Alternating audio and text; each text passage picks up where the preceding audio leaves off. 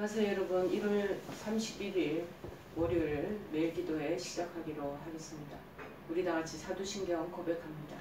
전능하사 천지를 만드신 하나님 아버지를 내가 믿사오며 그 아들 우리 주 예수 그리스도를 믿사오니 이는 성령으로 잉태하사 동정녀 마리아에게 나시고 본디오 빌라도에게 고난을 받으사 십자가에 못 박혀 죽으시고 장사한 지 사흘 만에 죽은 자 가운데서 다시 살아나시며 하늘에 오르사 전능하신 하나님 우편에 앉아 계시다가 저리로서 산자와 죽은 자를 심판하러 오시리라. 성령을 믿사오며 거룩한 공예와 성도가 서로 교통하는 것과 죄를 사하여 주시는 것과 몸이 다시 사는 것과 영원히 사는 것을 믿사옵나이다. 아멘. 오늘 하나님께서 저희들에게 주신 말씀은 구약성경입니다. 구약성경 사무엘상 28장 7절에서 14절 말씀입니다. 사무엘상 28장 7절에서 14절 말씀이 되겠습니다. 사무엘상 7절에서 14절, 28장 7절에서 14절, 457쪽입니다. 자, 찾으신 줄 알고 제가 봉독합니다. 사울이 그의 신하들에게 이르되 나를 위하여 신접한 여인을 찾으라. 내가 그리로 가서 그에게 물으리라 하니 그의 신하들이 그에게 이르되 보소서 엔돌에 신접한 여인이 있나이다. 사울이 다른 옷을 입어 변장하고 두 사람과 함께 갈새 그들이 밤에 그 여인에게 이르렀으는 사울이 이르되 청하노니 나를 위하여 신접한 수법으로 내가 내게 말하는 사람을 불러 올리라 하니 여인이 그에게 이르되 네가 사물이 행한 일 곧 그가 신접한 자와 박수를 이 땅에서 멸절시켰음을 아나니 내가 어찌하여 내 생명에 얼물을 놓아 나를 죽게 하려느냐 하는지라. 사울이 여호와의 이름으로 그에게 맹세하여 이르되 여호와께서 살아계심을 두고 맹세하노니 내가 이 일 일로는 벌을 당하지 아니하리라 하니 여인이 이르되 내가 누구를 내게로 불러 올리려 하니 사울이 이르되 사무엘을 불러 올리려라 하는지라. 여인이 사무엘을 보고 큰 소리로 외치며 사울에게 말하여 이르되 당신이 어찌하여 나를 속이셨나이까. 당신이 사울이 신이이다. 왕이 그에게 이르되 두려워하지 말라. 내가 무엇을 보았느냐 하니 여인이 사울에게 이르되 내가 영이 땅에서 올라오는 것을 보았나이다 하는지라. 사울이 그에게 이르되 그의 모양이 어떠하냐 하니 그가 이르되 한 노인이 올라오는데 그가 겉옷을 입었나이다 하더라. 사울이 그가 사무엘인 줄 알고 그의 얼굴을 땅에 대고 절하니라. 아멘. 오늘 굉장히 희한한 내용의 본문입니다. 무당과 복수를 찾는 자라는 내용. 무당과 복수를 찾는 자. 저는 아주 어렸을 때 저희 가정이 옛날에는 다 불교 유교권 기아에 있었을 때 저희들 가족을 따라서 한번 이 산속에 아주 유명한 도움이 있는 그런 이 무당이라고 그럴까요? 무당은 아니고 복술가라고 그럴까요? 무속인을 찾아가서 그 복잡하고 앞으로 일들이 어떻게 전개될까 하는 것을 찾아갈 때 제가 한번 동행했던 적이 기억이 납니다. 그때는 예수를 믿기 전인지라 신기하기도 하고 그냥 가족이 가니까 줄리고 아무런 생각도 없이 제가 대학교 1학년 때인가 2학년 때 1학년 때 그 정도 됐을 것 같아요. 따라간 것 같습니다. 갔더니 정말 오늘 이 신접한 여인이 땅에서 깊은 어떤 보면 지하 같은데 영적인 그 아주 암울한 곳에서 다른 죽은 귀신 영을 끌어올리는 거를 저도 얘기를 들었습니다. 똑같이 그 죽은 사람의 그 목소리와 똑같이 동일하게 얘기하는 거를 듣고 와 이게 뭐지? 영적인 세계에 대해서 굉장히 큰 충격과 궁금증과 호기심이 있었던 적이 있었습니다. 자, 그런데 인간이 누구나 불안해지거나 두려움을 갖게 되면요 마음의 병이 생기게 됩니다. 그리고 그것으로 인해서 각종 질환에 시달리게 되는 그런 의학계의 연구 보고서가 있기도 합니다. 저희도 어저께 낮 시간에 그저께 낮 시간에 저번 주에 우리 직원 중 한 명이 밤에 잠도 못 자고 울과 공황장애 때문에 밤에 수면을 취하지도 못하고 그래서 암울한 그 상황 속에서 혼자서 고통스러워하다가 결국 저에게 손을 내밀어 제가 상담을 일주일에 한 번씩 하기로 하는 그런 시간을 갖게 됐습니다. 저 안에 느낌이 바로 영적으로 굉장히 어두운 그 거인과 같은 골리앗과 같은 그런 사단의 굉장히 묵직한 것이 그 마음속에 자리 잡고 있구나라는 것을 생각하게 되고 그러면서 이제 상담을 하게 되었습니다. 그 이후 저는 상담한 내용들을 가지고 계속 기도하고 있고 수시로 그분이 떠올릴 때마다 기도하고 있는 가운데 있습니다. 그만큼 이분도 마찬가지로 그런 과거의 트라우마나 그리고 현재 이루어지지 못하는 복잡다단한 그런 어떻게 보면은 거미줄과 같이 얼기설기 설켜 있는 인간관계 그리고 집안에 해결해야 될 그 복잡다단한 문제들을 가지고 본인이 길이 없다라고 얘기를 그렇게 하던 것을 들었습니다. 그래서 제가 길이 왜 없냐? 예수님께서는 길이라고 당신이 얘기를 하셨다. 그러면서 그분이 이제 미국에서 오래 살았던 저기 있고 우리나라 한국 문화에 이제 한 10년도 안 됐나 그렇게 적응하는 시기인지라 이 두 문화 속에서 오는 갈등 구조와 여러 가지 관점들의 차이가 나는 것을 이렇게 잘 지혜롭게 균형 맞춰서 나아가지 못하는 것을 보고 제가 예수님을 그 성경 말씀을 읽기는 있는데 그 깊게 못 읽는 것 같아서 제가 영어로 예수님 길이라고 말하지 않았냐. I am the way and the truth and the life. 하나님이 내가 길이요 진리요 생명이라 그랬다. 네가 길이 없다고 그랬는데 길이 있어. 어디 안에서? In Jesus Christ. 예수 그리스도 안에서 있다. 그러니까 갑자기 그가 가지고 있었던 복잡다단한 생각들이 딱 꺾이면서 바로 눈물을 이렇게 머금는 것을 보고 제가 기도해주고 그리고 격려해주고 끝냈던 것을 생각합니다. 향후에도 계속 이제 저한테 찾아올 거죠. 누구나한테 얘기를 하고 싶은데 믿을 만한 사람은 없고 그래 찾다 못해서 저에게 오게 되었노라고 얘기를 고백했습니다. 그만큼 불안감은 인간들에게 치명적인 해를 끼칩니다. 조금만 그런 게 아닙니다. 모든 현대의 사람들이 이런 여러 가지 복잡다단한 일에 얽히고 설키고 가다 보면 문제는 풀리지 않고 해결할 방법은 없고 그러다 보면 혼자 궁리하다가 자기 혼자 망상에 빠지기도 하고 그래서 큰 공황장애가 찾아오기도 합니다. 자, 그래서 사람들은 불안을 느낄 때마다 어떻게 하냐면 그 앞날에 대해서 불안하죠. 미래에 대해서.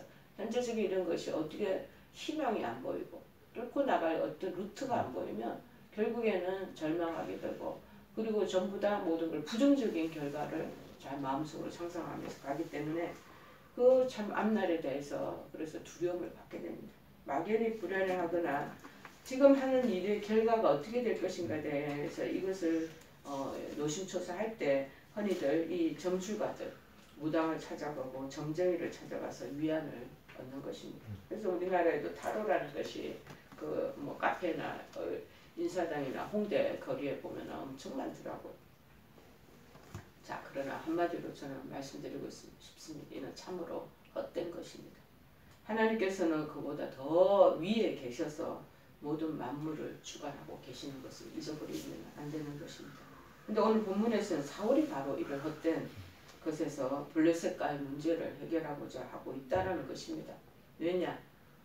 금요일 날인가 제가 목요일날 설교의 내용에 하나님께 여쭤도 침묵하고 계시고 아무 답변도 없으시고 그 다음에 선지자에게 물어봐도 선지자도 사무엘이 죽고 난 뒤라 그분들도 아주 영특한 그런 신통력이 없으셨나 봐요. 영적으로 하나님과 딱 깊게 연결되어 있으면 하나님이 영적인 통찰력도 주시거든요. 근데 그런 것도 없었고 우림과 둠빔이라는 제사장의 에봇에 붙이는 그러한 장신구를 통해서 어떤 소리를 듣고자 했으나 아무런 소리 응답이 없었던 것입니다. 그러니까 하나님께서 keep silence 하고 계신 거죠. 침묵하고 계신 거. 얼마나 답답하겠습니까.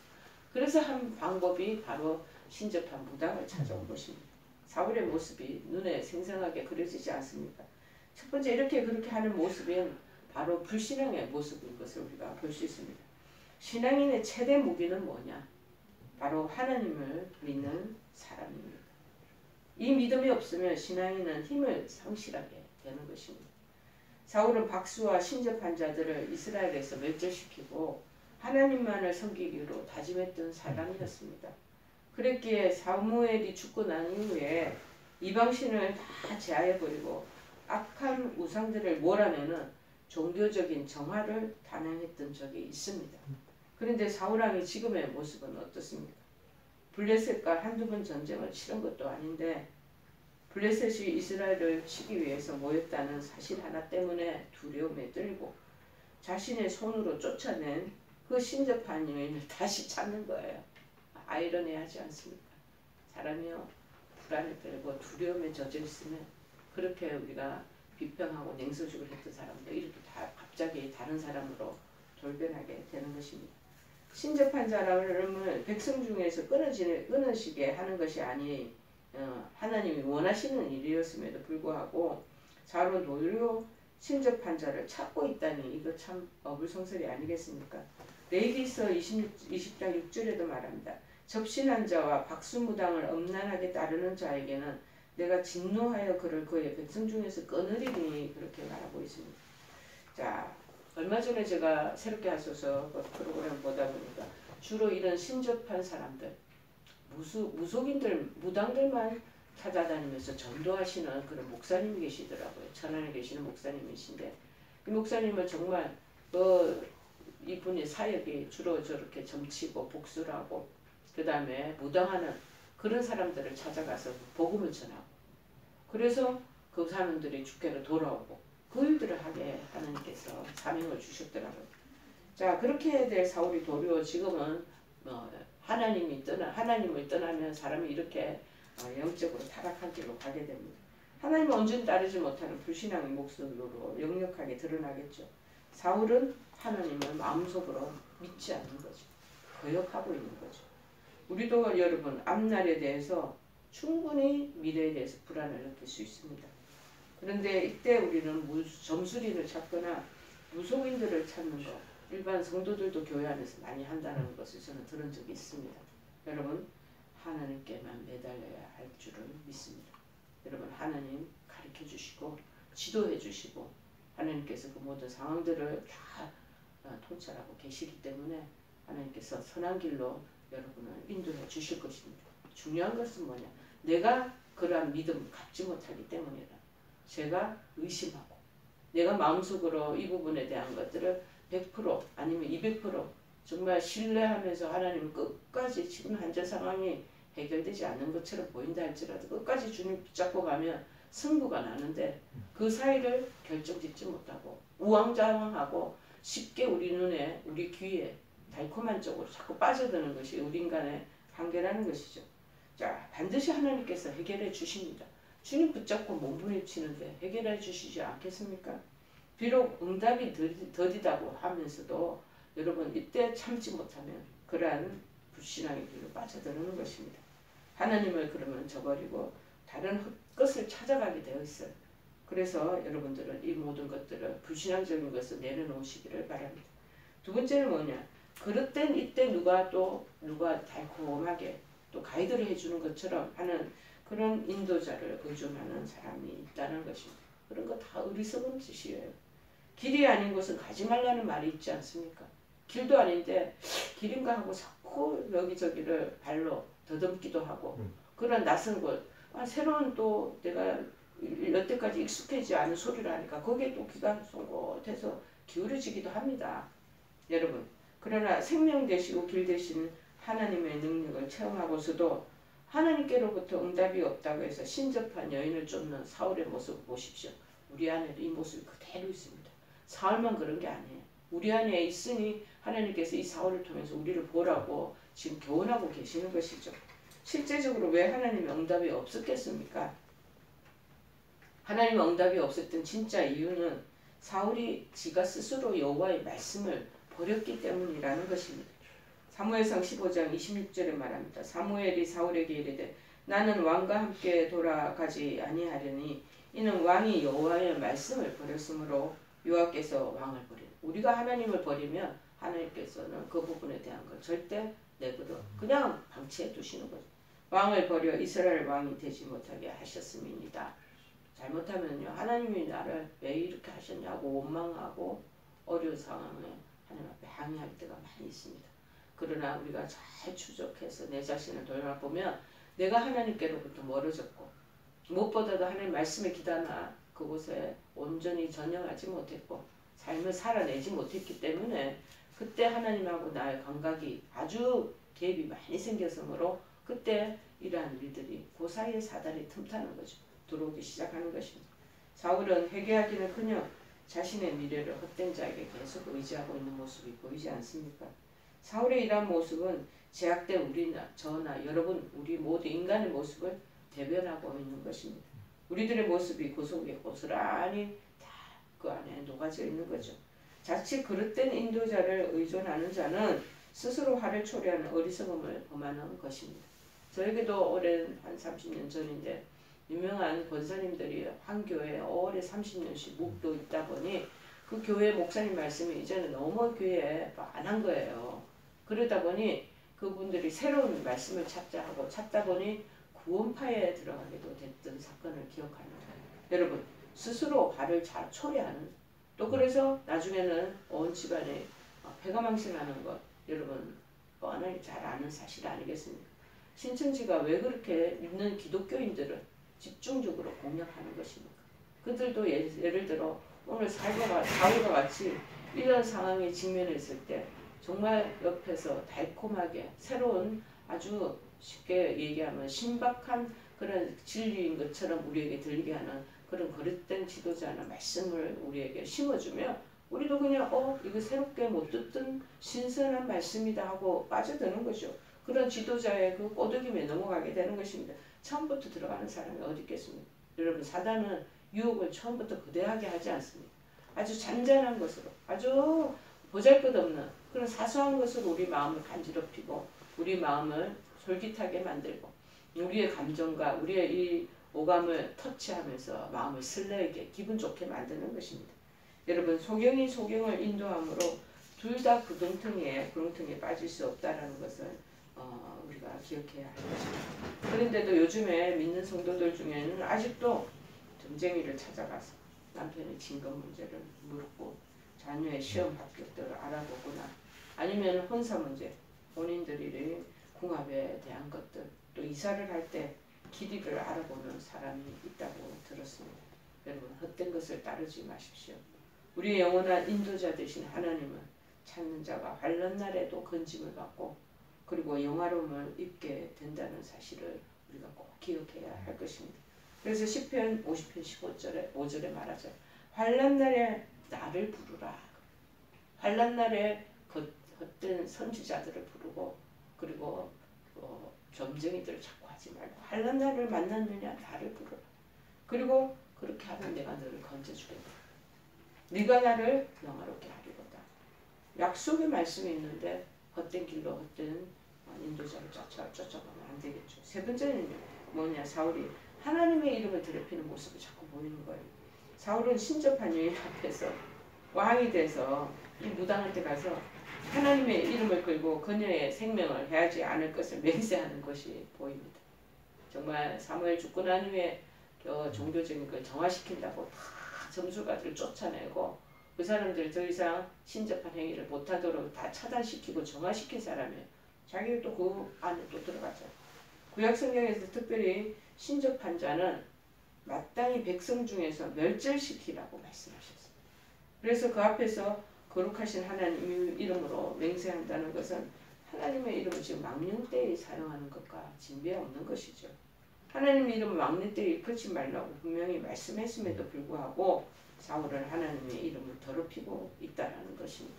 이렇게 헛된 것을 찾아서 신 중의 신이시고 왕 중의 왕이신 하나님 그 하나님의 이름을 그 보잘것없는 신접한 여인 앞에서 부르고 그 앞에서 내 목숨까지는 살려줄게 하고 하는 것은 얼마나 참 비참한 비루한 모습입니까? 여러분 하나님 이름을 지금 더럽히고 있는 거죠. 이렇게 헛된 것을 찾아 하나님의 이름으로 맹세하는 사울은 하나님의 은혜를 저버리는 또 다른 잘못을 범하고 있는 것입니다. 요나서 2장 8절에도 말합니다. 거짓되고 헛된 것을 숭상하는 모든 자는 자기에게 베푸신 은혜를 버렸사오나 그렇게 말합니다. 여러분, 내가 혹시 이웃들에게, 친척들에게, 지인들에게 하나님 이름을 망령되이 사용하고 있지는 않나 우리 스스로 돌아봐야 될 것입니다. 내가 무심코 던진 한마디의 말, 조심스럽지 못하는 그런 행동 때문에 다른 사람에 입에서 하나님을 욕되게 하는 말이 나와서는 안 될 것입니다. 아이고, 저게 무슨 교회 다니는 사람이야. 저렇게 하면서 무슨 목사야. 저게 무슨 장로야. 그렇게 다른 사람한테 비아냥거릴 그런 허물을 보이면 되겠습니까? 여러분은 우리의 하나님이시니 영영이 인도하신다고 말씀하고 계신 시편 48편 14절에 이 하나님은 영원히 우리 하나님이시니 그가 우리를 죽을 때까지 인도하시리로다. 헛된 것을 찾는 어리석음으로부터 또 하나님의 이름을 욕되게 하는 자 되지 말고 끝까지 우리 죽을 때까지 하나님을 의지하도록 하십시다. 혹시 하나님 응답이 없다면 내게 무슨 잘못이 있나 하고 내 자신을 자꾸 돌아보고 하나님께 회개하며 자백해야 할 것입니다. 그래서 하나님을 영원토록 찬양하는 참 크리스찬들이 되기를 간절히 촉구해 드립니다. 우리 찬송가 269장 찬양합니다. 그 참혹한 십자가에 주 달려 흘린 피 샘물같이 늘 흘러서 죄 씻어주시네. 값없어도 다 나와서 내 죄를 고하며 흰 눈보다 더 희도록 참 성결 얻으리. 나 믿노라 그 보혈 공로를 흠없어도 피 흘리사 날 구원하셨네. 저 흉악한 한강도는 제 죄를 깨달아 죄 없으신 주 예수를 구주로 믿었네. 내 지은 죄 흉악하나 주 예수 믿으며 용서받은 강도같이 곧 구원받으리. 나 믿노라 그 보혈 공로를 흠없어도 피 흘리사 날 구원하셨네. 우리 다같이 주기도문 하시겠습니다. 하늘에 계신 우리 아버지여, 이름이 거룩히 여김을 받으시오며 나라의 마옵시며 뜻이 하늘에서 이룬 것 같이 땅에서도 이루어지이다. 오늘날 우리에게 일용할 양식을 주옵시고 우리가 우리에게 죄 지은 자를 사하여 준 것 같이 우리의 죄를 사하여 주옵시고 우리를 시험에 들게 하지 마옵시고 다만 악에서 구하옵소서. 대개 나라와 권세와 영광이 아버지께 영원히 있사옵나이다. 아멘.